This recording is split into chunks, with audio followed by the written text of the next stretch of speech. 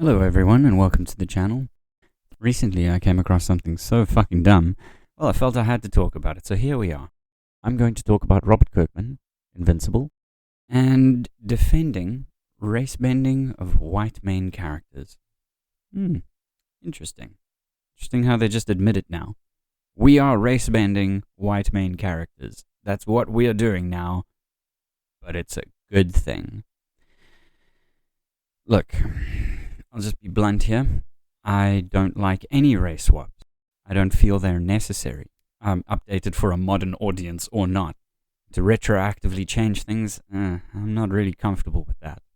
And in this case, it's like an artist disrespecting their own work and themselves at the same time. While simultaneously, I know Robert is not necessarily a complete idiot. So, I'm not really sure what to make of this. So the question becomes, is he kicking himself in the nuts and praising himself for it? Or is he playing 4D chess somehow? Is he trying to make a point in what he's doing? Or whether he really is defending it, and thereby damaging the very characters he created in his own work, which is just wild. I'm going to skip most of the article. If you would like to go and read it, you're more than welcome. I must be honest, it doesn't really add very much. So let's dive right into this nonsense, shall we? Representation is something that's been really important to us. Now, when you say us, to whom are you referring? We have to recognize that a couple of dumb white guys made this comic book in the early 2000s, and there was a real lack of diversity in that series. Robert, you made it. Did you forget? What are you... Ooh, bad sign already? Let's carry on, shall we? Let's see how this clusterfuck unfolds. The Invincible creator then said that the fact Mark's race in the comics is ambiguous made sure everyone identified with the character. Oh, that's interesting. And also, with the Invincible character himself, we talked to fans at all the conventions and places we would go, and because his ethnicity was ambiguous in the comics, because you never needed to. It was not necessary within the setting, the context of the story. It just wasn't necessary to mention. We have Filipino fans come up and say, I'm so excited that you made Mark Filipino. We have Mexican fans come up and say, we're so excited that you make Mark Mexican. Which you kind of didn't, did you? I mean, it's okay for them to think that. However, you've taken a weak position on your work. And now you're going to make changes in the animated series? Okay. Just out of curiosity, Robert, what will these so-called Mexican fans say when you solidify his race as Filipino? And conversely, what will the Filipinos think if you solidify his race as quote-unquote Mexican? How would those Filipino people have felt?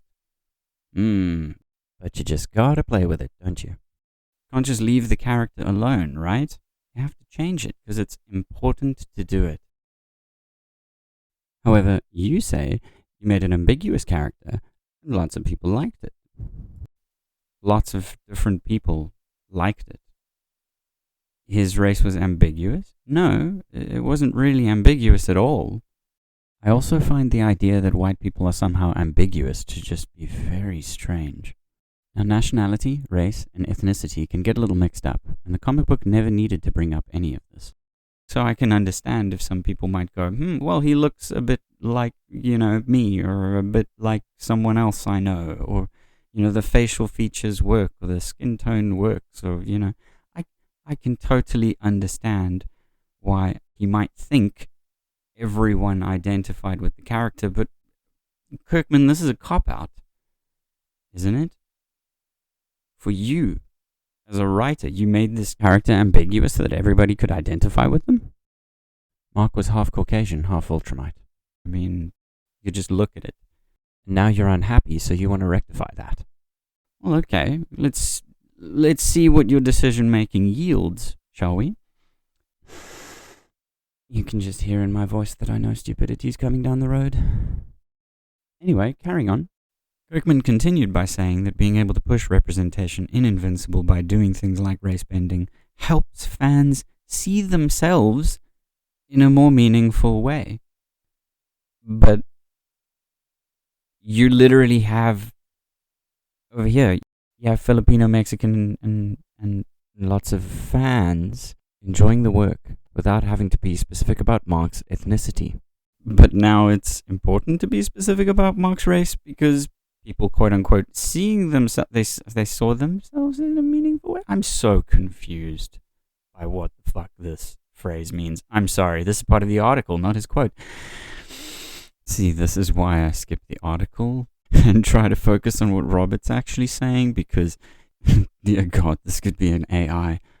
And it was amazing to see how important representation is on a personal level when you're face to face with a person. Yes, Robert, things can seem more personal when being in person. Because I grew up at a time where I went to see Rambo and Die Hard and Terminator and every movie that came out when I was a child and watched a bunch of tough white guys do cool stuff. And I was like, this is a lot of fun. And you end up being in this bubble where you have no awareness of what it's like to live in a world where you're not seeing yourself reflected and all these other things. So to be able to, in any small part, work against that is a tremendous honor. Oh, Robert. Oh, Robert, no. Wow. Talk about a confession. Holy shit, dude. Like, man, you gotta get out of the struggle session bullshit, my friend. You really do. First off, it was amazing to see how important representation is. You come face to face with a person. So some random Mexican / Filipino person walks up to you and goes, I feel so represented by Mark's Mexican / Filipinoism. And you went, sure, why not? Justification for changing your story or plot or characters? I don't think so. You met a face-to-face person and you decided to make a creative choice. Okay. So you watched a bunch of tough white guys do cool stuff and you're like, hey, that's like me. You really identified as Rambo as a kid. Rambo's a fucking war veteran, dude. Tough white guy. Okay, sure. Die Hard. New York cop, John McClane. You identify with John McClane. Okay. And a fucking robot from the future, Terminator. Okay. But they were just a bunch of tough white guys. I'm beginning to see the problem. It smacks you like a brick in the face when you read the next sentence. And I was like, this is a lot of fun. See, now the mistake that Robert has made is that he has thought he is identifying with this character by having fun, and then he associates himself with these tough guys. These characters are actually nothing like Robert in any way, shape, or form. I'm pretty sure of it. They're all individuals, and it's as though he has forgotten that these characters are individuals themselves.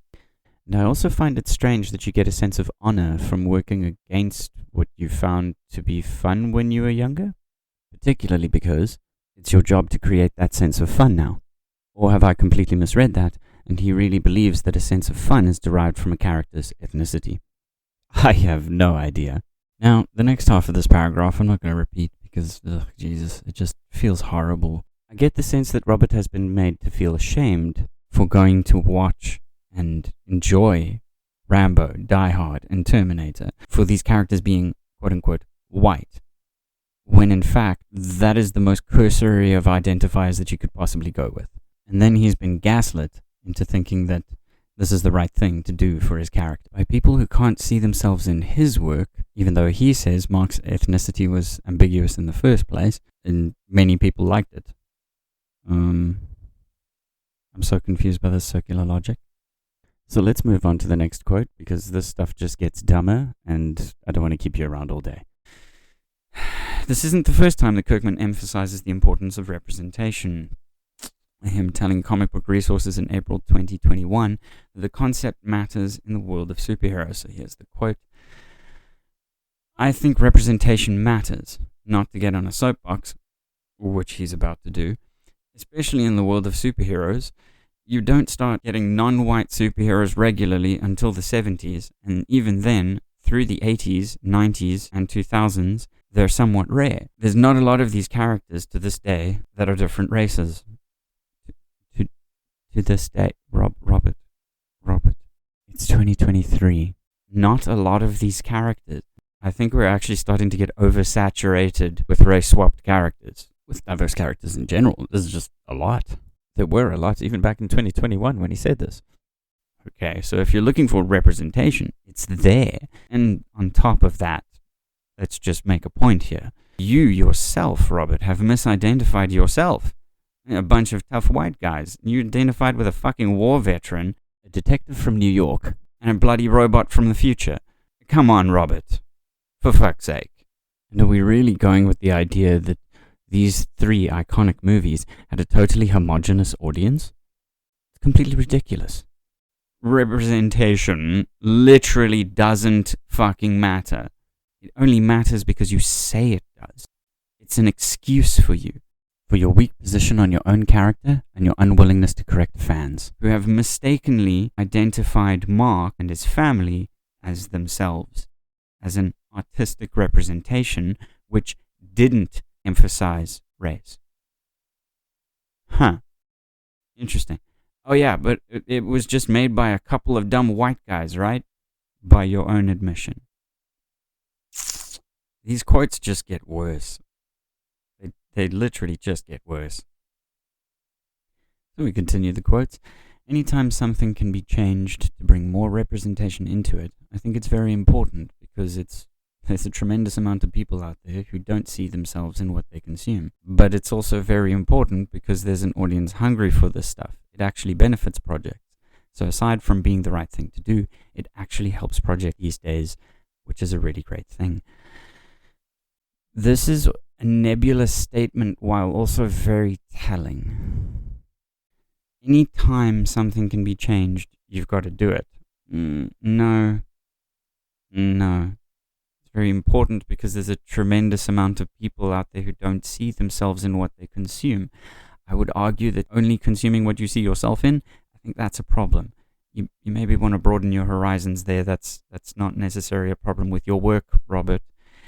Which brings me to the next sentence, but it's also very important because there's an audience hungry for this stuff. This sounds like you have been bullied.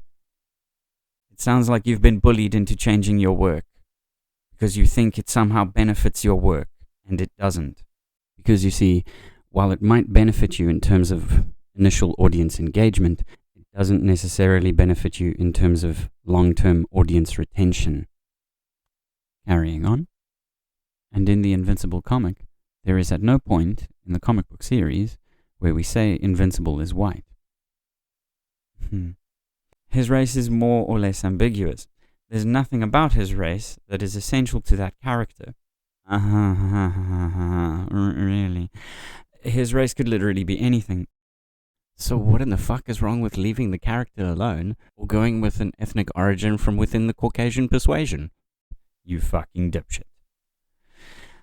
I think because we're in that position, we decided it would be a responsible thing to do. Oh my god. And a really cool thing to do. Oh god. And do something with his race that was interesting in the animated series, and that's why we decided to go that road. No, you decided to go this road because it's a fucking virtue signal. That's why. All of this, everything that he's saying here is simply to cover his ass. So to summarize what he's trying to say here, please come back and watch the second season. Even though I've changed so many characters, it's ridiculous, and altered the structure and plot of my show, and gaslit myself into changing these characters for the sake of modern politics. But who knows, I might not be doing this for diversity. I could just be doing this for clout. Who knows? And representation is so important, fellas. Just remember to argue online with your friends, because apparently that drives engagement. After all, why would we ever create a faithful adaptation when we have initial audience engagement to chase? Sexy clicks. Right, so the rest of the article is exactly that, just the article. I'm not going to go into it. You guys can read what these people have said. However, I would like to take a moment to mention Mark's mother, Deborah. You see, throughout this whole article, Robert Kirkman has been talking about Mark's ethnicity. And it seems that in these words, he's kind of forgotten that family matters. And so you haven't just changed Mark's ethnicity with these statements, you've changed Deborah's as well. You see how these things have cascading effects? Because Robert Kirkman didn't stand up to some Mexican fan or some Filipino fan. So now she's Korean. Gee, Robert, I wonder how those Mexicans and Filipinos feel.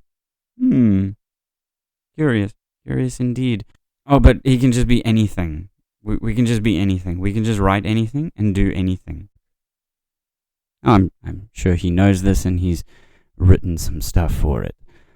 As I said before, audience retention might become a bit of an issue, particularly if you have the widest possible audience coming in for the first season, bringing in fans of the original and anybody curious, hardcore and casual alike.